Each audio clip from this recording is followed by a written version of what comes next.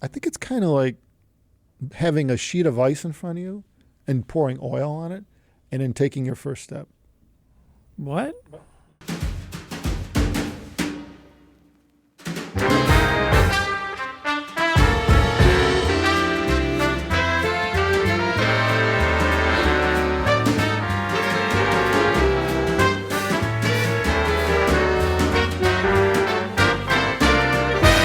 Sometimes I get the feeling that people are afraid to get into the high end of audio. It's scary. Yep. It kind of is. Yeah. Because, I mean, if you don't know anything about it, I guess this goes for anything. Like, it's a fear of the unknown. Huh? Yeah, it is. You don't know anything about any of the brands. Especially when money's involved. It's pretty easy to extrapolate, I think, because from the outside, you look in, you see all these weirdos doing weird things, spending all this money. You're like, weirdos. I don't know if I want any of that. Because people always argue over petty things. I guess right? looking at it. That would be, I think, a common perception. Yeah.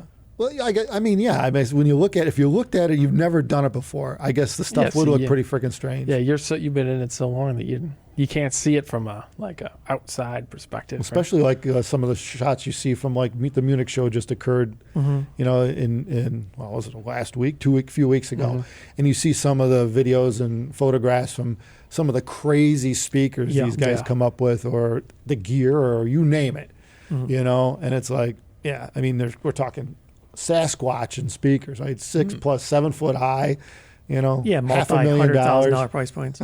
And they're like, whoa. Yeah, I mean, even being used to seeing that kind of stuff, when you see all this new weird stuff, it's like alien, I mean, to some it's cool. It's like cutting edge to them, and it's like can't afford it but want to hear it. Yeah. And to others, it's probably intimidating as hell.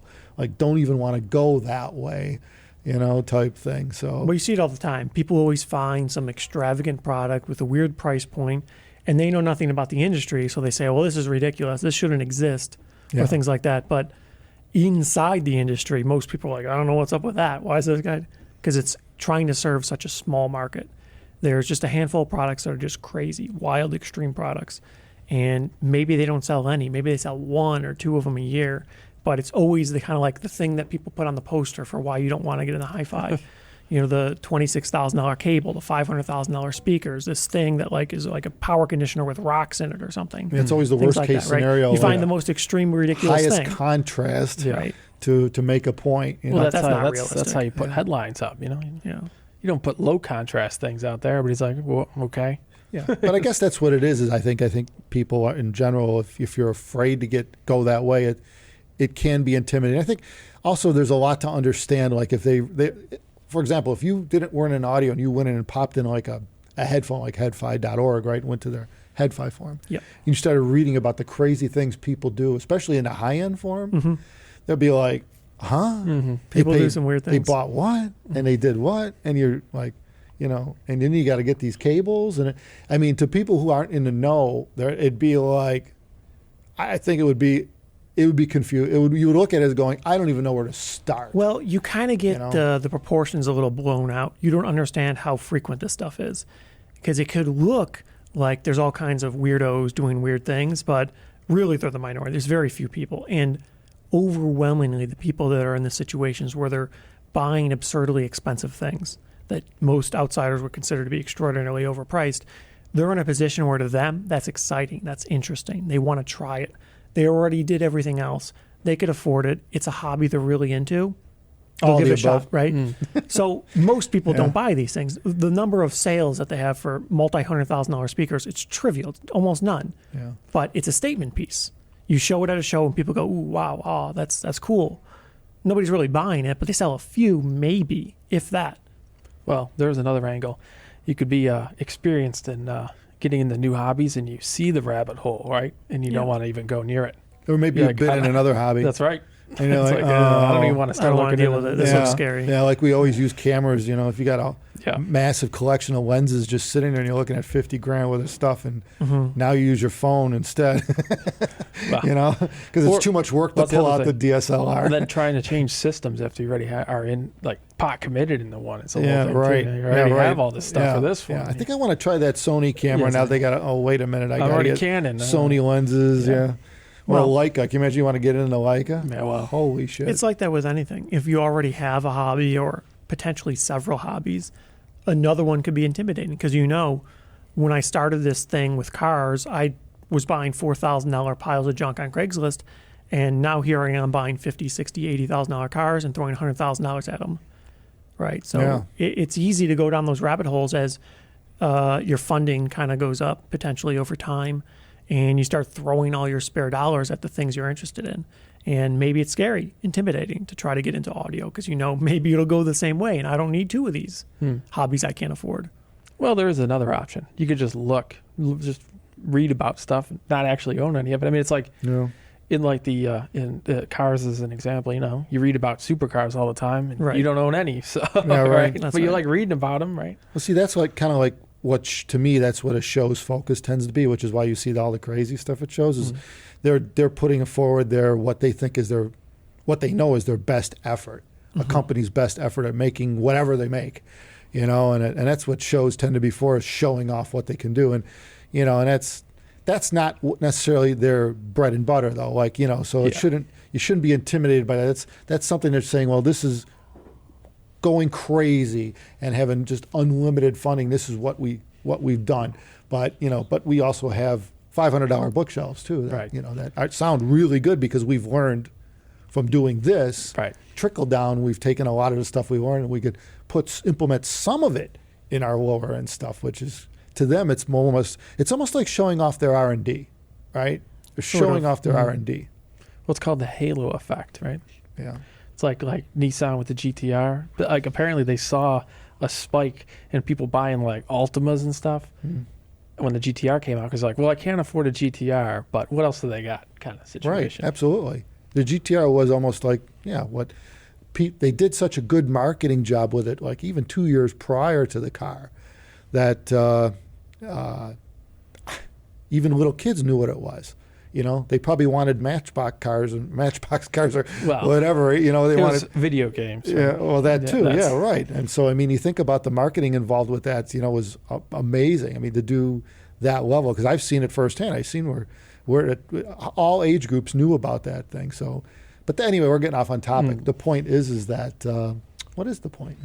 Well, I think that's a bit of it because especially if you're a small company, if you do an average thing, you make a $500 speaker, who cares? Even if it's good, nobody really looks into it that Gets hard. no attention. It gets very little attention. You got to pay and pay and pay with advertising and all kinds of sponsors, giving these away to people. Here I am. And it's really hard to do. It's really expensive. People Look don't at see us. it. We got a $500 speaker. Yeah, nobody Yeah, really, whatever. it's not that interesting. So does Walmart. There's so many of them, right? Well, maybe not Walmart. We'll get lost in the sea. You make $1 million supercar, you get attention because how many are out there? Yep. Not too many. And maybe you don't sell that many of this particular thing, but if you have a lower model that you actually do sell, it helps promote it by making this cool thing. Or a speaker that'll do 130 dB volume level in a room. You can do that with The a lot of loudest speakers. speaker on the planet. Yeah, at 20 hertz. Okay. But I guess no one really shoots for that because that'd be Yeah, loud. that's a little dangerous. But, Yeah. okay, bass. We want a lot of bass. But you look on the forums, you see what people actually own.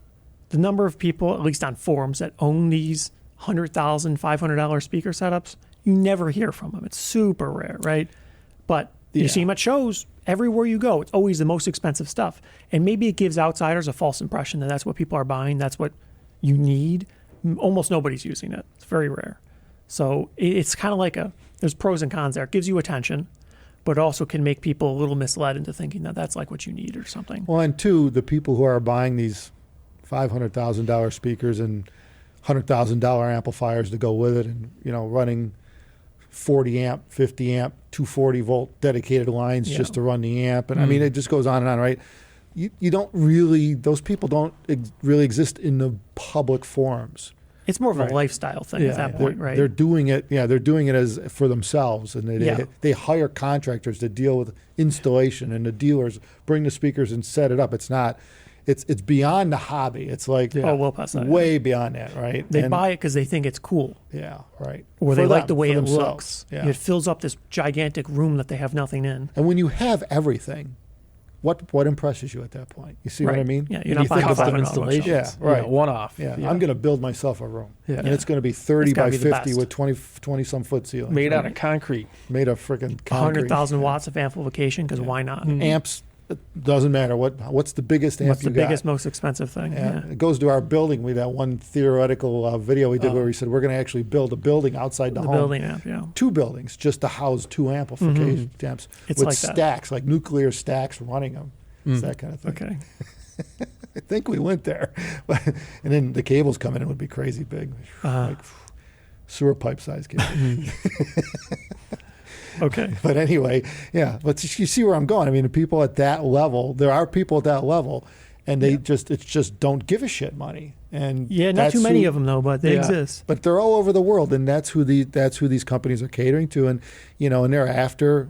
That's not only the sound necessarily, but the look. Mainly yeah. the look, They want yeah. big shit. They want big toys. Big numbers too. Right. Who doesn't want? It's like, do you need 5 kilowatts? No, but I got it. Right. That's right. Yeah, and the meter only moves this much. right. There's Oh, a boy. very small percentage of those people, but reason no longer matters at that point. It's like those Macintosh monoblocks with the meters on the front. Oh, the triple stack ones. Yeah, I think they're like 1,500. On a watts. normal listening levels, you barely see the just like needle move. But I've seen it where we played some tracks in it, man. You could get those things going on the right speakers, Oh yeah. Yeah, you could do it. I'm like, whoa, where's all that power going? Well, we were just talking to that one guy at our local dealer the other day, and he said he was at some guy's house with Macintosh monoblocks, like, what were they, 500 watts? And he said he was like clipping them on his Jesus. 801s or whatever. Oh, really? He's like, I gotta play it this loud to get the bass I want. You Yeah. know? And he's like, you're gonna blow these things Yeah, out. right. That's some serious freaking. Yeah. He's telling the guy, it's like, he's listening to 130 dB. I'm like, you got to play this quieter. But he wanted to play it really loud. And hence that's why they make amps that big for people who just want limitless fun. It's almost like Well, he told him, he's like, why don't you need some bigger speakers if you want to do that? He's like, no, but I want these. looks, there's a man that needs some subs, Yeah, something. like about 6. Stacks. Yeah. 2 in the front, 2 in the middle, 2 in the back. No, That should cut it. stack them on top of each other. Oh, that too. Like The JLs. Yeah, well, they make a double stacked one. Yeah, that's a serious sub. Yeah. Like 400 or 500 pounds worth of sub. Yeah, you, pretty you heavy. need 4 or 5 of those. Okay. That'll do it. Maybe we should wrap it up. And a lot of power, like as in wall power. In fact, would that break? Would that trip a 200 amp breaker, the main breaker in the house? If you're running, No. Well, I don't know. If each one, well, the JLs now. yeah, if each one does 20 kilowatts. You can only draw like 42 continuous at most from a 200 amp Oh, residential really? service. 42 kW. Well, About? they're not really made for 100% continuous Well, load. not to mention like the line coming into the home probably is going to sag. The voltage is going to sag. Yeah, as you start Most getting there. likely, you're going to have some poor power quality under that loading. I know when I've got the steamer in the shower, it's 9 kW. When you turn that button on, you see the lights in the in the bathroom kind of go. That's You're 9 running kW. incandescent light bulbs in there or something? No, they're quartz.